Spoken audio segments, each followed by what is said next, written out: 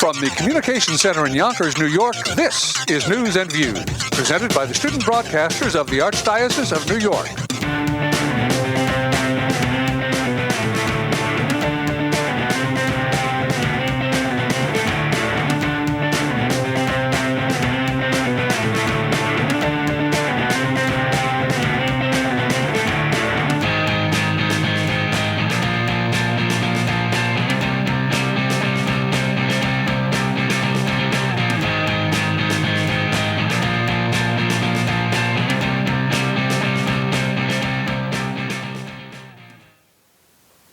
Good morning and welcome to ITV News and Views.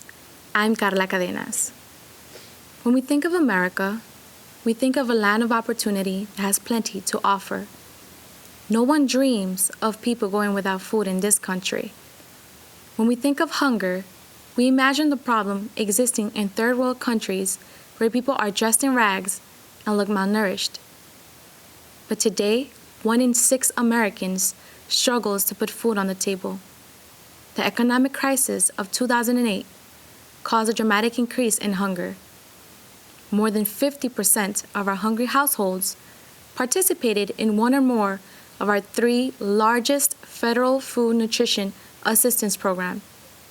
The Supplemental Nutrition Assistance Programs, or SNAP, the Women, Infants, and Children's Program, or WIC, and the National School Lunch Program. All around the world, people are hungry. But why here? Why us? Could it be that America recognized it had a problem too late? Reporter Tatiana Golden has more on this subject. The U.S. Department of Agriculture tells us that hunger can be found anywhere in America. There are no political exceptions. It is highest in cities and in rural areas, even in the nation's suburbs. The South has the worst hunger problem, with the Midwest, West, and the Northeast not far behind. In 2008, there were 36 million hungry people in America. During this time, food supply declined drastically, forcing at least half of food supply organizations to ration food. Superstorm Sandy in the Northeast increased the hunger problem. At least 17 million people in the New York area needed food, clothing, and shelter. New York Governor Andrew Cuomo petitioned the federal government for new food stamp money for people hit by Superstorm Sandy. Today's news segment is about the politics surrounding hunger and the health issue that occur when there's a lack of food. To give us a glimpse of when politicians recognize hunger as a thriving problem and how malnutrition affects those who are in need of food, is reporter Diana Drazovic for our feature story. American politics affects the current hunger problem. When John Fitzgerald Kennedy was president, he ordered a pilot food stamp program. In theory, the program sounded simple. The eligible poor would pay the government the amount of money they would normally spend on food each month. In exchange, they'd receive stamps of this value plus bonus stamps that permitted them to buy extra food. Grocery stores accepted the stamps as money and redeemed them from the government. But it wasn't so simple. In practice, the food stamp program was really an extortion from the needy. In other words, congressional leaders wanted to help farmers, but they didn't want to provide welfare to the poor. Congress legislated a food stamp program in 1964, and the money authorization climbed from $75 million in 1965 to $225 million by 1969.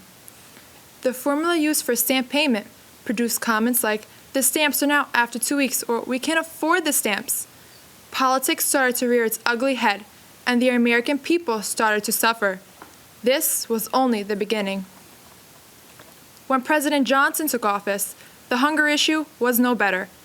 Presidential Assistant Charles Murphy told President Johnson that we've never really had a commitment to eliminate hunger in this country, and it's about time we had one. But Murphy never got the chance to get the green light from Johnson. Johnson was too concerned at that time about negotiations with Congress for a tax bill. Once again, hunger took a back seat. It was not until Richard Nixon's presidency that the subject of malnutrition was considered important. Nixon said that hunger and malnutrition should persist in a land such as ours is embarrassing and intolerable.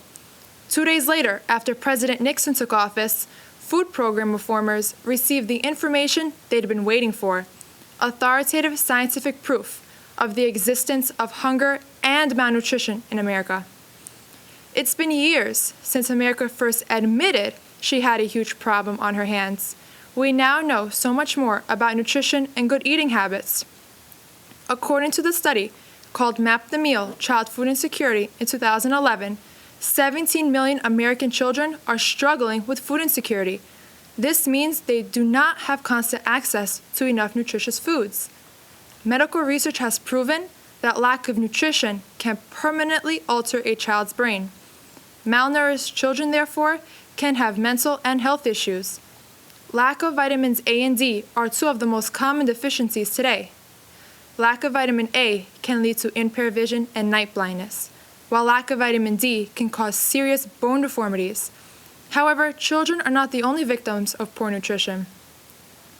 The number of older adults is projected to increase by 36% in the next decade and will continue to rise in the following decade. In 2030, there will be 72.1 million older adults, almost twice as many as there were in 2008. The senior population is also becoming increasingly diverse. Between 2010 and 2030, the white population of 65 and over is projected to increase by 59%, as compared to 160% of older minorities. Seniors have unique nutritional challenges that separate them from the rest of the population. Nearly 3 million elderly persons are served by the organization known as Feeding America each year. Many seniors sometimes have enough money to purchase foods, but not the resource to access or prepare meals due to transportation, functional limitations, or health problems. The elderly are more at risk of malnutrition than the younger generations because of poor eating habits. The elderly often reach for junk foods, and their health is seriously compromised. Foods that are easy to prepare or buy at local fast food restaurants are often the choice for a daily meal. Medications and chronic illnesses decrease appetites, and the lack of interest in cooking nutritious meals also affects the well-being of seniors. To tell us more about how the city addresses the food security and the nutritional needs of its citizens, and to give us a local perspective on these issues, is reporter Jessica Pacheco. With her is our guest, Ms. Cecile Noel, Executive Deputy Commissioner for Emergency Intervention Services for New York City's Human Resource Administration. Welcome, Ms. Noel, to ITV News. Good morning, Jessica. It really is a pleasure to be here this morning on News and Views. It really is a wonderful opportunity to tell you about New York City and our efforts to really address low-income families on food issues. It's an honor to have you with us today. My first question for you today is, what role does HRA play in providing food assistance and nutritional programs to New York City residents? Okay. Jessica, I am over the New York City Emergency Intervention Services. And within that area, I oversee two programs that really help to address the whole need for food in New York City. The first one is the Emergency Food Assistance Program, which provides food to soup kitchens and food pantries across our city. They provide food to over 500 feeding programs citywide.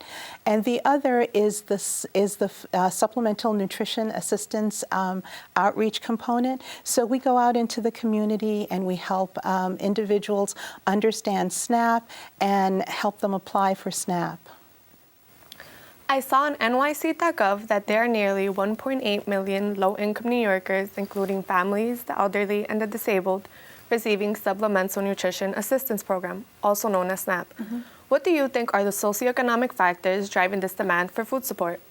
I think there are many factors, Jessica. I do believe that we have many families in our communities that struggle to make ends meet, and we as a city are just very happy that the Supplemental Nutrition Assistance Program is there to help them meet their food needs. The program serves many New Yorkers, and we view it as an income support that really helps low-income working families really get the assistance that they need. What do you see as threats to SNAP and other food assistance programs on local, state, and federal levels? Right now, Jessica, the real issue for us is at the federal level. If we do not really address the issues of sequestration as well as the Farm Bill, we may see drastic cuts to our Supplemental Nutrition Assistance Program, which we really hope that they will settle their issues so that we can continue to serve our families. What role does HRA play in driving food policy initiatives in New York City?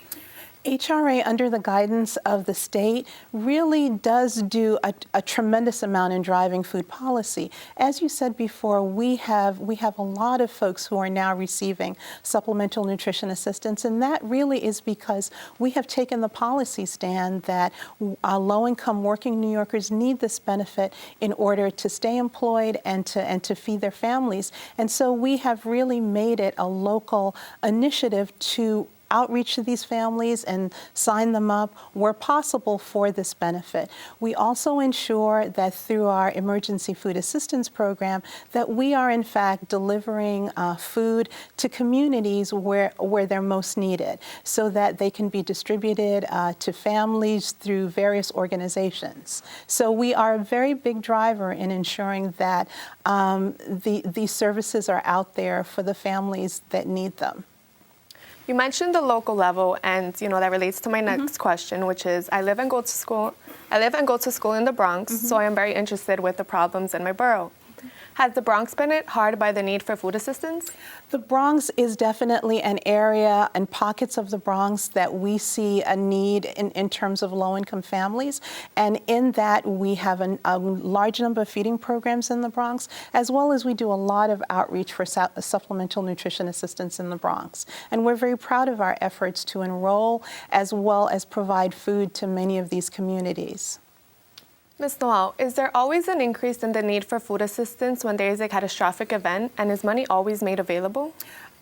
Sometimes there's not a need, but if there is a need, certainly the federal government and the local government steps forward with the resources that are needed, as in Superstorm Sandy, where we actually got a lot of federal aid as well as local dollars were provided to ensure that individuals affected by the storm would have the food that's needed. Thank you so much for joining us today. It's been my pleasure, Jessica. I've enjoyed this very much. Thank you. We sometimes forget that there are many important problems, even where we live. Here's the debate on nutrition and food assistance with reporters Kiana Chen and Tammy Lee.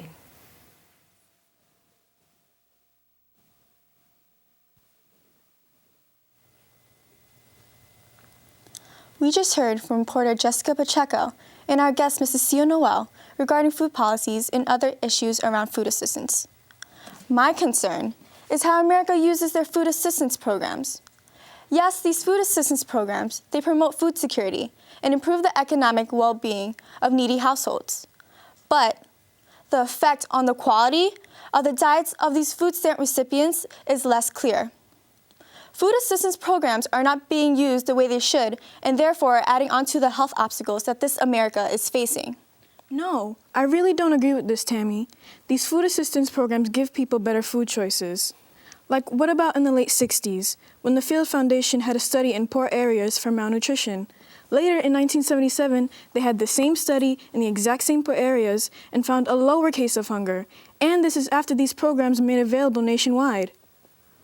Well, most Americans aren't even following the dietary rules specified by the USDA. In my country, Vietnam, there are no McDonald's restaurants. However, in this country, you cannot walk down the street and not run into at least one. In zip code 10469, where a school is, there are at least 5 McDonald's restaurants in the area. It is obvious that not consuming enough fruits and vegetables is a major dietary problem for Americans, especially those receiving SNAP benefits. Food stamps are not causing obesity problems. They're not even accepted in fast food restaurants.